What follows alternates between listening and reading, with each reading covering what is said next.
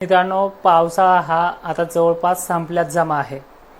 पुढील काळामध्ये 4 आणि 5 तारखेला ज्या सायक्लॉनिक सिस्टीमचं ज्या चक्रीवादळाचा परिणाम होणार होता तो सुद्धा आता फक्त पूर्व विदर्भासाठी मर्यादित आहे।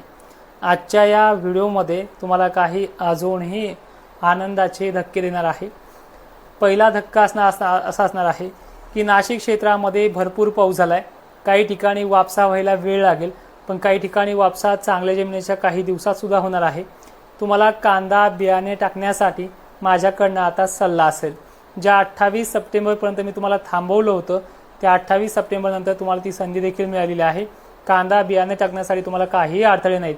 आता थोडाफार स्थानिक वातावरणाचा जो काही पाऊस होईल तो 5 आणि 2 गावापुरताच प्रत्येक जिल्ह्यानुसार असणार आहे। मित्रांनो, पुढील 4-5 ऑक्टोबरला सुद्धा जो काही पाऊस ॲक्टिव्ह होणार आहे त्याची ताकद मात्र पश्चिम महाराष्ट्रापर्यंत जास्त प्रमाणात पोहोचणार नाही।